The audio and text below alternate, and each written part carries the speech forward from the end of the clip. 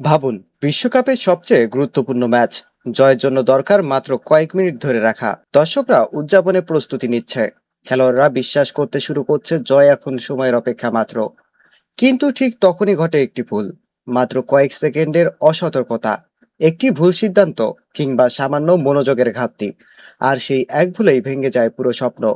আজ আমরা জানবো কেন শেষ মুহূর্তের ভুলগুলো বিশ্বকাপের সবচেয়ে ভয়ঙ্কর হয়ে ওঠে। বিশ্বকাপ শুধু একটি টুর্নামেন্ট নয়, এটি কোটি মানুষের আবেগের লড়াই। শেষ মুহূর্তে খেলোয়াড়দের উপর থাকে প্রচন্ড মানসিক চাপ, হৃদস্পন্দন বেড়ে যায়, সিদ্ধান্ত নেয়ার সময় কমে আসে, আর তখনই অনেক খেলোয়াড় অস্বাভাবিকভাবে ভুলটা করে বসে।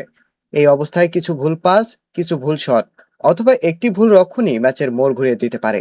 অনেক সময় দলগুলো মনে করে ম্যাচ জিতে গেছে, তারা আক্রমণ কমিয়ে দেয়, রক্ষণে ঢিলে ঢালা হয়ে পড়ে, অথবা বল ধরে রাখার পরিবর্তে ঝুঁকিপূর্ণ সিদ্ধান্ত নিতে শুরু করে।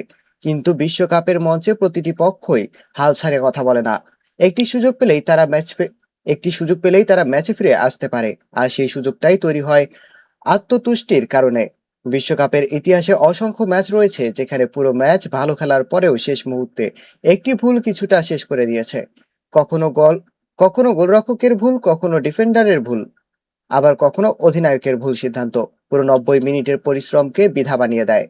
এই বিশ্বকাপের নির্মম এটাই বিশ্বকাপের নির্মম বাস্তবতা। চ্যাম্পিয়ন দলগুলো শেষ মুহূর্ত পর্যন্ত মনোযোগ ধরে রাখে। তারা জানে ম্যাচ শেষ হয় রেফারির শেষ বাঁশিতে, তার আগে নয়। তাই তারা প্রতিটি বল, প্রতিটি মুভমেন্ট এবং প্রতিটি সিদ্ধান্তকে গুরুত্ব সহকারে এবং দেখে এবং খেলে। তাই মনে রাখবেন, বিশ্বকাপের প্রতিটি গুরুত্বপূর্ণ কৌশল গুরুত্বপূর্ণ, কিন্তু সবচেয়ে গুরুত্বপূর্ণ হলো শেষ মুহূর্ত পর্যন্ত সতর্ক থাকা। কারণ একটি ভুল পাস, একটি ভুল সিদ্ধান্ত অথবা মাত্র কয়েক সেকেন্ডের অসতর্কতা আপনার পুরো বিশ্বকাপ যাত্রার সমাপ্তি ঘটাতে পারে। তো প্রিয় দর্শক, আপনার মতে বিশ্বকাপ ইতিহাসের সবচাইতে বড় ভুল কোনটি? কমেন্টে জানান আপনার মতামত। ভিডিওটি ভালো লাগলে অবশ্যই লাইক দিন, বন্ধুদের সঙ্গে শেয়ার করুন। আর এমন আরো ফুটবল কন্টেন্ট পেতে এখনই সাবস্ক্রাইব করুন আমাদের চ্যানেলটিকে। ধন্যবাদ।